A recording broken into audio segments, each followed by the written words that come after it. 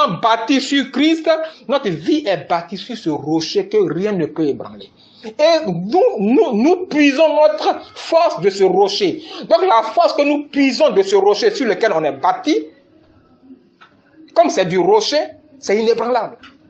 Mais quand tu vas prendre dans le monde, dans le sable, tu prends du sable pour mettre ça en Christ, tu es en train de diminuer la dose de Christ dans ta vie. Alors, tu affaiblis ta foi. Plus tu vas affaiblir ta foi, tu deviens ébranlable, destructible. C'est comme ça que des hommes peuvent mourir alors qu'ils sont des dieux.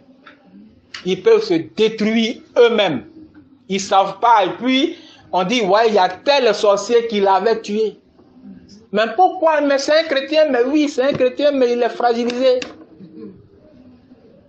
Quand on fouille bien, il est chrétien, mais il avait 3 femmes. Il y a une à Dulabougou. Il y a l'autre à Babré. Et puis lui, maintenant, il est à Garayo avec l'autre. Mais il y a toujours palabre entre lui et sa femme légitime. Il n'y a pas de père. Frère, dans ce contexte-là, penses-tu que c'est un foyer chrétien? Le sorcier peut facilement rentrer, te détruire. Tu es fragilisé. Amen. C'est pourquoi on doit préserver nos vies. Enlevons tout ce qui est de la terre. Enlevons de nos vies tout ce qui est terrestre. Frère, je vous encourage à chasser de vos vies tout ce qui peut vous compromettre. Parce que la réalité est que nous sommes inébranlables. Aucun sorcier ne peut avoir un enfant. Vous voyez, tout à l'heure, la définition qu'on a lue. La foi est une ferme assurance des choses qu'on espère. Une démonstration de celles qu'on ne voit pas. Tu es sûr que tu es en sécurité. Frère, quand tu es sûr comme ça, là, et puis tu es là, ta foi, tu es comme la sœur l'a dit, ton esprit est éveillé sur Dieu, tu es conscient de la présence de Dieu, et chaque fois tu es là, tu ne penses même pas à un sorcier, tu sais que le sorcier il est sous tes pieds. Quand le sorcier va taper là, ce qu'il va taper là, il va taper un rocher. Amen. Parce que pendant que ton esprit est éveillé, ça veut dire que tu es rocher. C'est ce que tu vois que tu es. C'est ce que ton esprit voit là que tu es. C'est ce que ton esprit croit là que tu es. Je veux qu'on comprenne ça. Dans l'instant où ton esprit ne croit plus en cela, tu es affaibli. Mais ton esprit croit en Jésus-Christ. Alléluia. C'est de ça qu'il est question. Les richesses spirituelles sont réelles. Je veux vraiment vous le dire. Sont réelles. Regardez un peu la suite là, de notre hébreu là. Pour l'avoir possédé, on dit bien pour avoir possédé la foi, les anciens ont obtenu un témoignage favorable.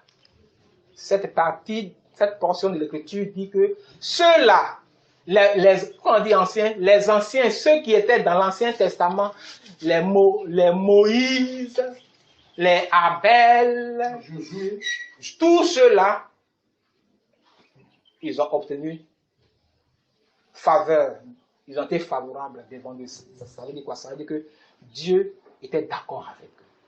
Dieu n'était pas d'accord avec eux parce qu'il était puissant quelque part. Mais la foi, tout simplement.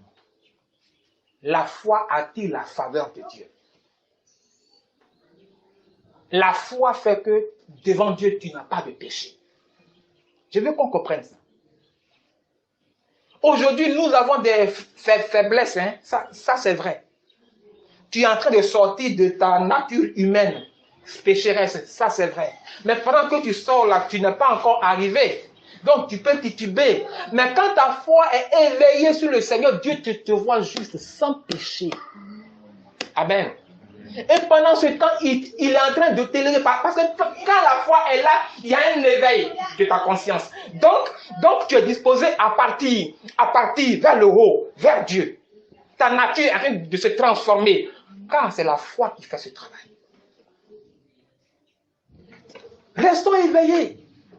Les lampes allumées, ne les éteignons plus jamais. Nos lampes doivent être allumées constamment. Les lampes, je le répète, hein, les lampes doivent être allumées. Quand ça va éteindre là, mettons l'huile.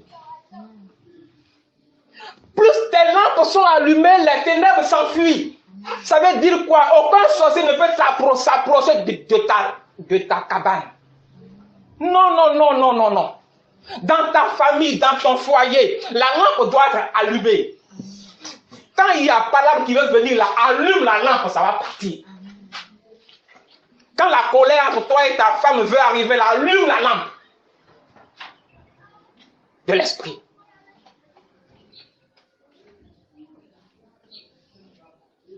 Amen. La lampe doit être allumée. On doit être constamment rempli du Saint-Esprit. Constamment être éveillé sur Dieu, sur notre réalité. Et plus on est éveillé sur ces réalités, nous le sommes. Nous le sommes. Nous sommes des rochers. Et on se transforme au fur et à mesure, dans cette réalité qui est le rocher qui est Christ. Alléluia. Mais pendant ce temps que nous nous élevons dans notre imperfection qui est en train de se parfaire, Dieu nous voit juste. J'ouvre la parenthèse. Il faut qu'on comprenne bien. Je ne dis pas, parce que quand ta foi est éveillée, tu ne peux pas rester dans le péché. Amen. Quand ta foi est éveillée là, tu ne peux pas. Parce que ta foi étant éveillée, ton esprit est éveillé sur les choses divines. Donc toi-même, le péché, même ça, c'est-à-dire tu ne veux même plus ça. Mais comme on est encore sur la terre, tu peux à un moment donné faire quelque chose. C'est en cela que je dis que Dieu ne voit pas ça. Alléluia. Mais quand ta foi n'est pas éveillée, que tu es déjà fragilisé, tu ne peux pas d'abord avancer avec le Seigneur. Ta lampe est assombrie. Dieu qui est là-haut te voit pourtant juste, mais tes œuvres sont mauvaises. Et tes œuvres attirent la mort. Car le salaire du péché, c'est la mort. Et pourtant, Christ est mort déjà pour toi. Amen. C'est nos œuvres qui nous tuent. C'est nos péchés qui nous enterrent. Le salaire du péché, c'est la mort. Le résultat que tu produis dans ta vie, l'œuvre que tu produis dans ta vie, c'est elle qui détermine ta vie ou c'est elle qui détermine ta mort. Mais plus ta foi est bâtie sur le Seigneur, tu vas produire des œuvres de foi. Car la foi a ses œuvres. Alléluia. D'après Jacques.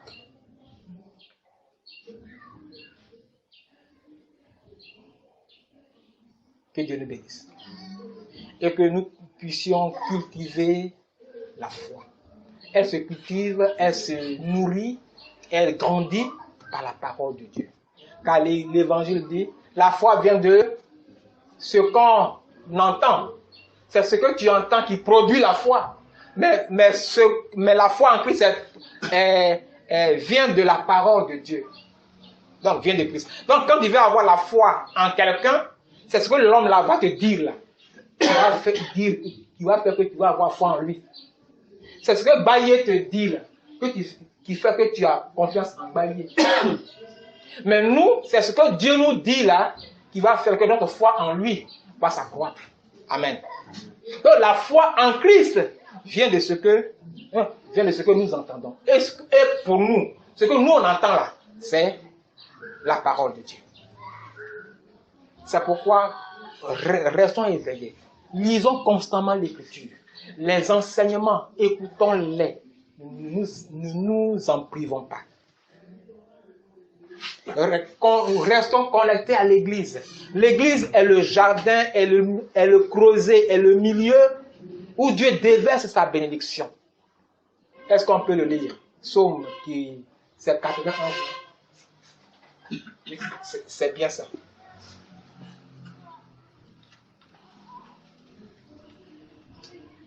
Lisez Psaume 91. Psaume 91. Celui qui habite sous l'abri du Très-Haut repose à l'ombre du Tout-Puissant. Je dis à l'Éternel, tu es mon refuge et ma forteresse. Celui qui a quoi? Celui qui habite sous l'abri du Très-Haut. Celui qui habite. Comment on peut habiter sous l'abri du Très-Haut? Est-ce que le Très-Haut, il a une maison où on va aller? Non. Une maison physique, non. C'est une façon, c'est une métaphore, c'est une façon de parler. Celui qui habite sous l'abri du Très-Haut. Où est la couverture? Ça est où? Il n'y a pas d'abri, il n'y a pas de couverture en réalité physique.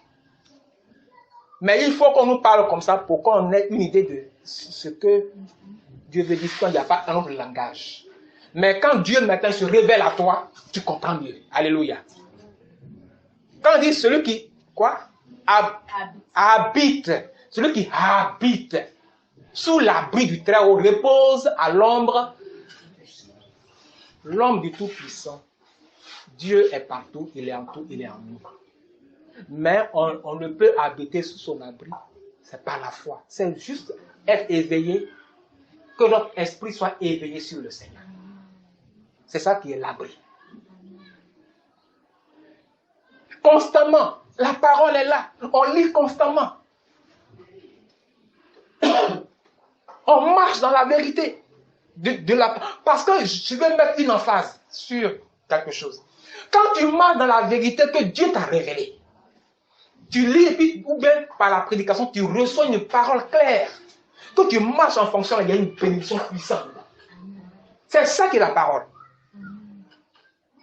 Quand Dieu éclaire ton esprit sur une vérité, frère, ne marche dessus. Il y a un résultat qui va suivre. C'est comme si quelqu'un peut dire, je sens que Dieu m'a dit de faire ce commerce-là. C'est un exemple. Ce n'est pas quelqu'un qui t'a dit, hein. Mais tu as eu la conviction claire et puis tu sens ça soi-même. Bon, mais clair, quand tu vas faire, ça va marcher. Donc tout ce que Dieu nous dit là, quand on marche dedans là, ça produit. Pourquoi? Parce que ce que nous recevons directement de Dieu, qui est le réma, ou bien qui est la révélation de Dieu, qui vient directement de la source divine là, elle est puissante. Elle nous transforme. C'est pourquoi quand on ne lit pas, on ne peut pas recevoir. C'est pourquoi restons constamment branchés aux Écritures. Quand tu es couché là, médite sur la parole. Dans la méditation, une lumière va venir frapper sur ce sur lequel tu médites. Et puis tu vas comprendre une vérité profonde. Tu vas crier Alléluia. Tu vas avancer. Quand tu te réveilles, tu marches dessus. Quand tu marches en fonction là, tu sens la paix dans ton cœur qui est établie. Ça veut dire que tu es en train d'avancer. Notre avancement vers le royaume, là, ce n'est pas par la force. Notre force, là, c'est la parole de Dieu. C'est pourquoi on dit que Dieu a tout fait. Déjà, nous, on n'a rien à faire. Ce qu'on a à faire, c'est de nous approcher de la parole de Dieu. Voilà pourquoi on encourage. Lisez beaucoup. Méditez la parole de Dieu. Priez chaque jour. Voilà ce que nous, on a à faire. Le reste, là, c'est la parole qui le produit en nous. Amen. Amen.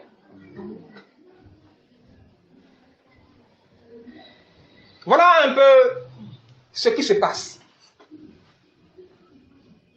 Le monde va vers une destinée. Il y a deux destinées.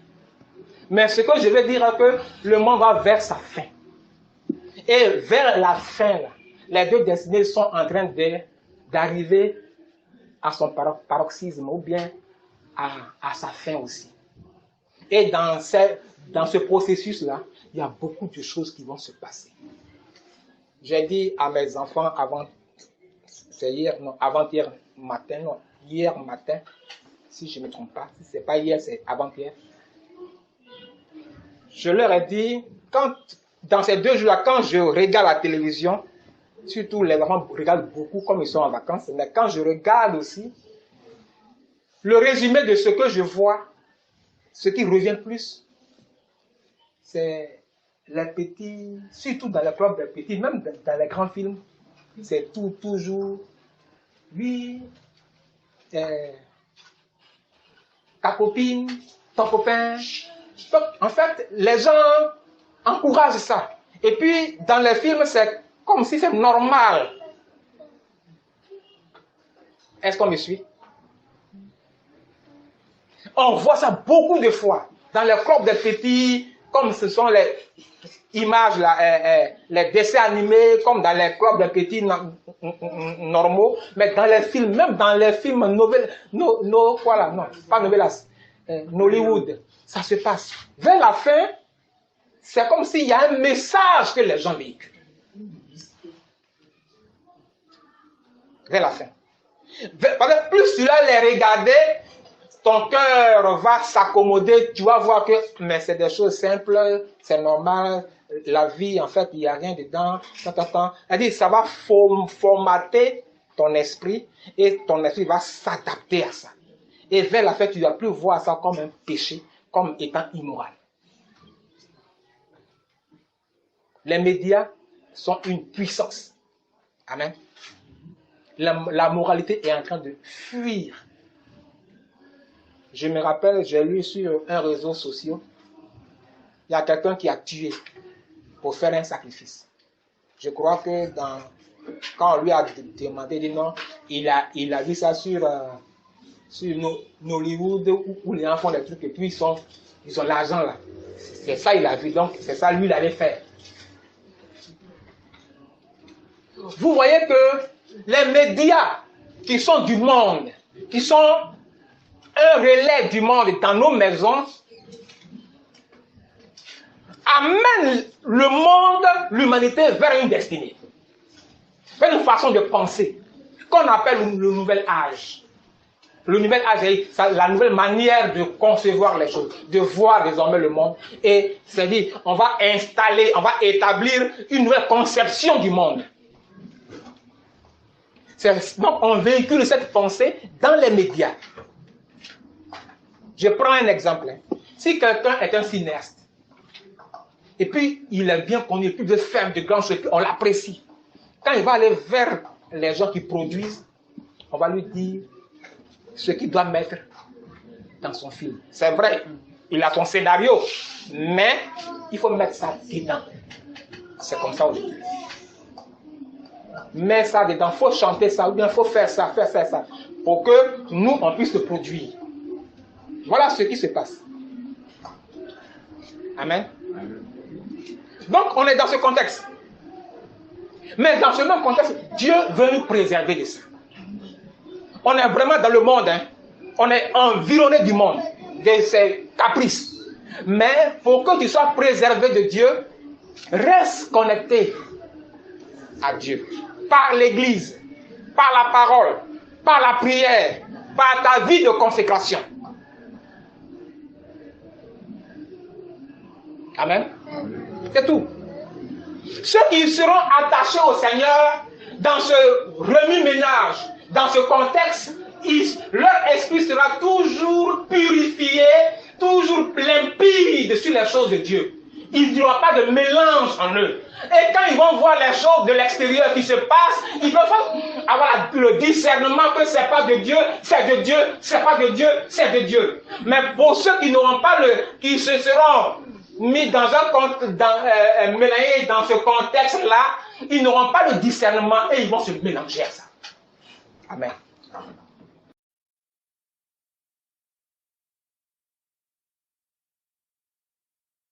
C'est dangereux, hein?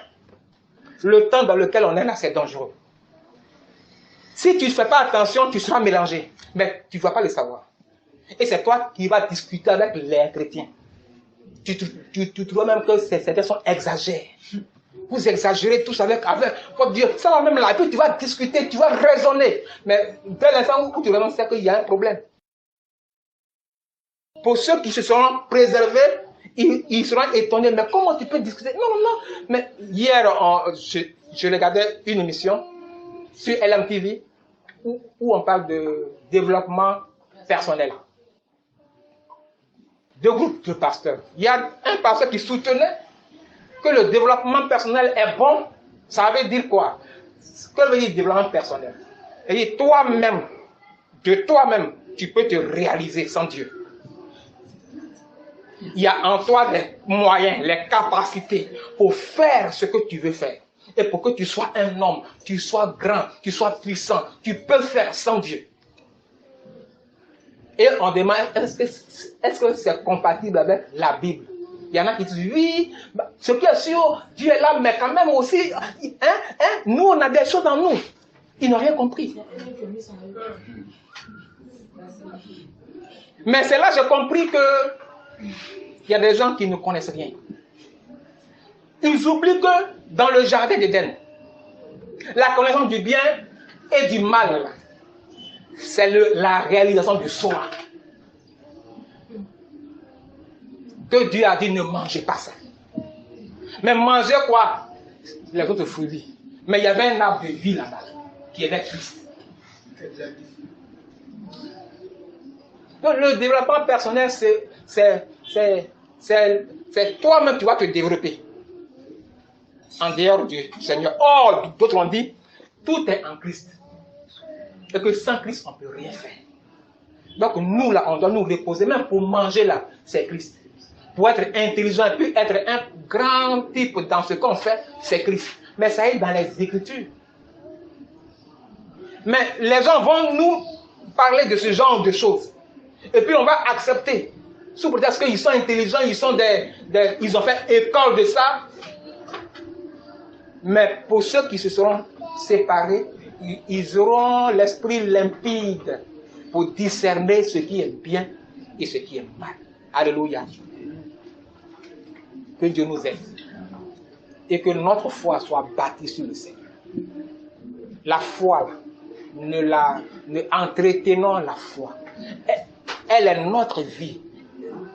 Quand tu as foi en quelque chose, c'est ta vie entière que tu bâtis sur cette chose.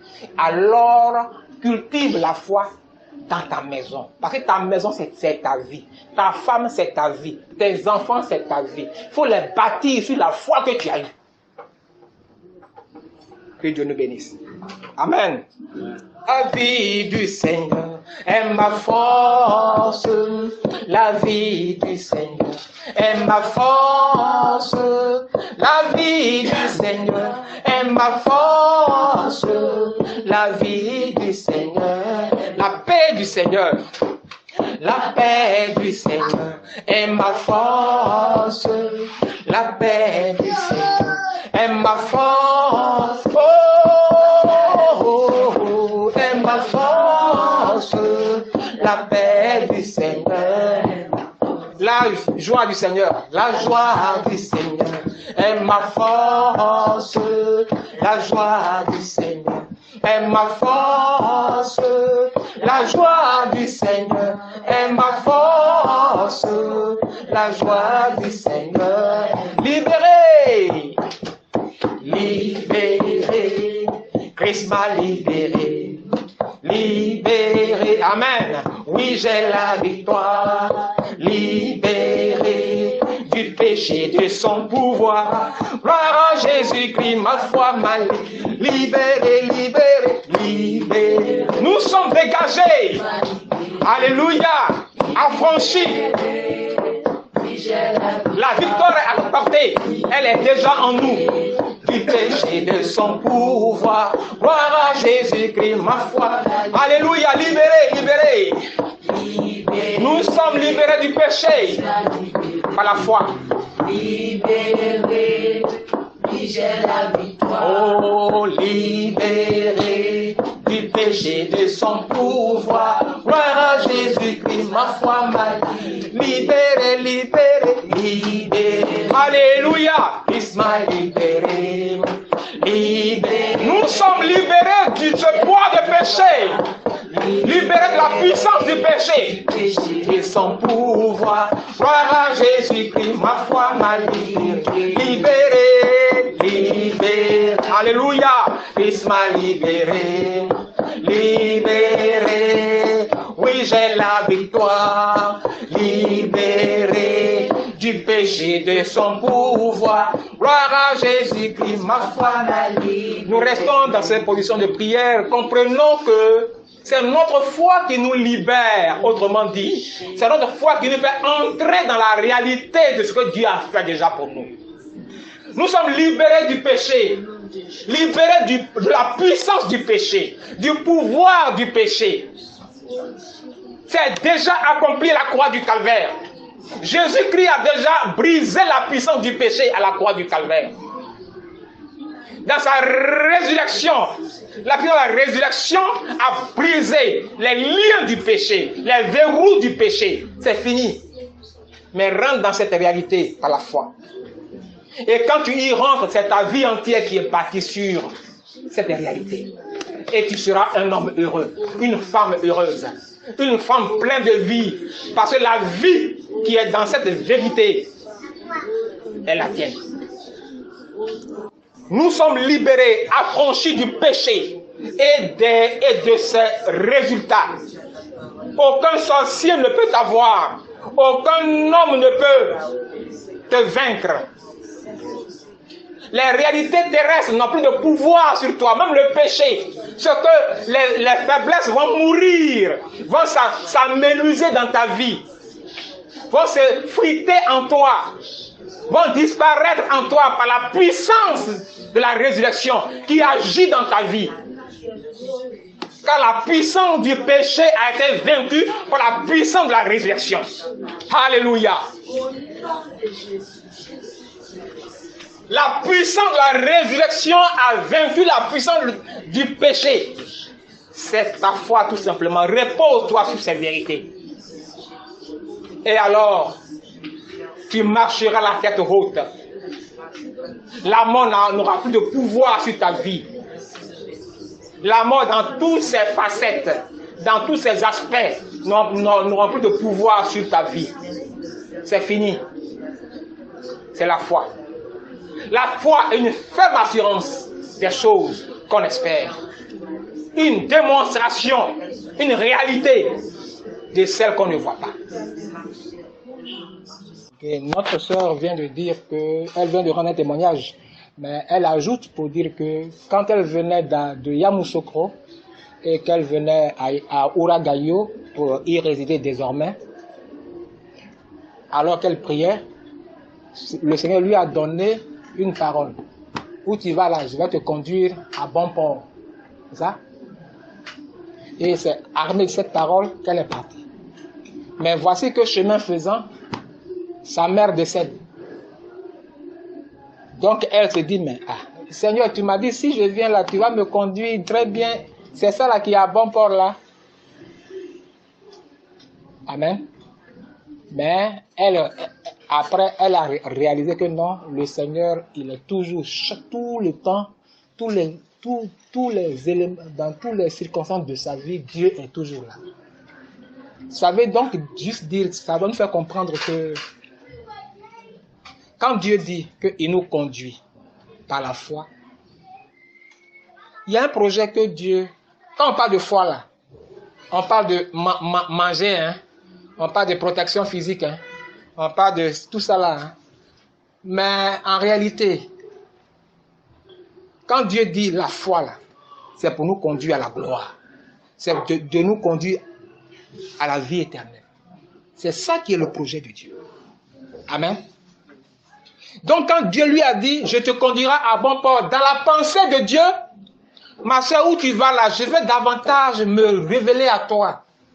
Pour que tu aies la gloire, parce que c'est vers ça que Dieu est en train de l'amener. C'est pourquoi on doit être éveillé sur l'essentiel. Nos yeux ne doivent pas être éveillés sur la nourriture. C'est pas comment on dit là. Tout ce qui est à gauche, à droite. Soyons très vigilants parce que l'ennemi nous distrait. Que toujours gardons le fil conducteur, qui est la voie qui nous conduit au royaume de Dieu. Et donc, quand tu as ce fil de conducteur-là, quand à côté, il y a des situations qui se passent, ça ne peut pas t'ébranler. Pourquoi? Parce que les situations elles-mêmes concourent à notre bien. Dieu ne ment pas. Et toutes choses concourent à notre bien, au bien de ceux qui aime Dieu. Mais il ne s'arrête pas là. Pour ceux qui sont appelés selon son dessein. Où est le dessein? Le dessein, c'est la gloire. Donc ils disent, toi qui es appelé à arriver à la gloire, tout ce qui va se passer sur ton cheminement là, concourira à ton bien, à ton accès à la gloire. Sa mère est décédée. Quand elle va fouiller bien là, il y a quelque chose de... Il y a du miel qui en sort. Il y a du miel qui en sort. Du point de vue terrestre, c'est un événement malheureux. Mais quand on veut voir bien l'assaisonnement, quand on va regarder, on va essayer de chercher, on va voir du miel qui va s'en sortir, qui va en sortir, qui va elle-même lui faire du bien. Parce que ça va étayer encore sa foi. Donc, il n'y a aucun événement pour l'enfant de Dieu qui soit malheureux. Alléluia. Que Dieu nous bénisse.